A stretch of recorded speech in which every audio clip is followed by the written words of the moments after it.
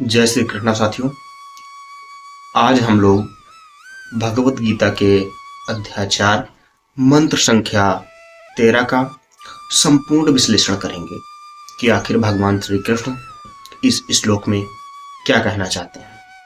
क्या वर्ण को वो जन्म से बताना चाहते हैं या वर्ण व्यवस्था को कर्म से बताना चाहते हैं, इसी का विश्लेषण आज करेंगे। अध्याय 4 मंत्र संख्या 13 में कहते हैं, ब्राह्मण क्षत्रिय वैश्य ये चारों वर्ण मुझ ईश्वर द्वारा रचे गए हैं और इनको हमने 3 गुणों के आधार पे विभक्त किया है, यानी कि विभाजित किया है। सत्व, रज और तम, ये तीनों गुणों के आधार पे ब्राह्मण, क्षत्रिय व वैश्य इन चारों वर्णों का हमने विभाजन किया है।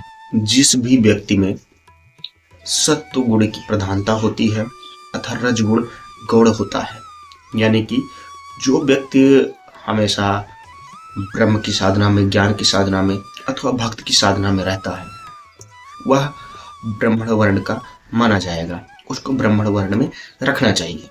वही दूसरा जो क्षत्रिय वर्ण है, उसमें जो सत्वगुण होता है वह गौड़ होता है, यानी कि कम मात्रा में होता है। वही रजगुण यानी कि राज करने की प्रवृत्ति, धन की आसक्ति और कामुकता के प्रति थोड़ा झुकाव देखा जाता है और विभिन्न प्रकार के ज्ञान की प्राप्ति की भी इच्छा होती है, वह क्षत्रिय वर्ण में रखा जाना चाहिए।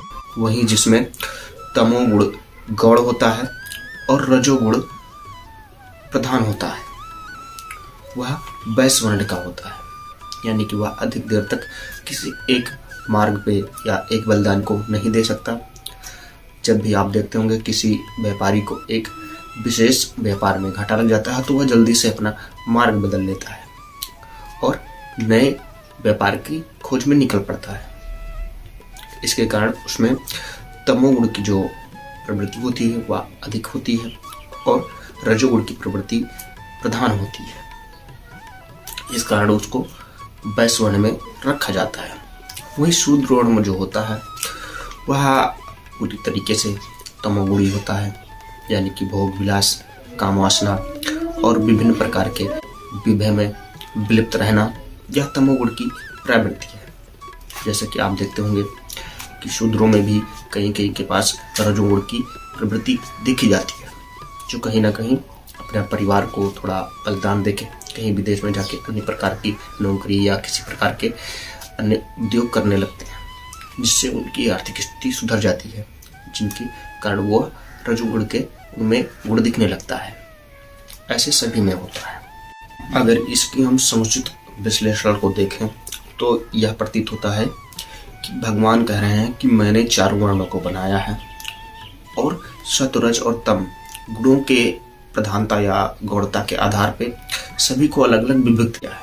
जो व्यक्ति जिस गुण की प्रधानता के साथ जन्मा हो वह उसी के कार्य में लगेगा। मान लीजिए कोई व्यक्ति ब्राह्मण के परिवार में जन्मा हुआ है, उसका व्यक्तिगत स्वभाव है, वह तमोगुणी है या रजोगुणी है, तो कहीं ना कहीं वह तम, काम, वासना, भेदभाव में लगा रहता है और अपने ब्राह्मण नाश कर देता है और शीघ्र ही शूद्र हो जाता है। या कोई क्षत्रिय है जो रजोगुण के प्रधान ना होके किसी तमोगुण में प्रधान रहे या अन्य किसी प्रकार के गुण में प्रधानता अगर देखी जाती, वह कहीं ना कहीं शुद्धता को प्राप्त हो जाता है।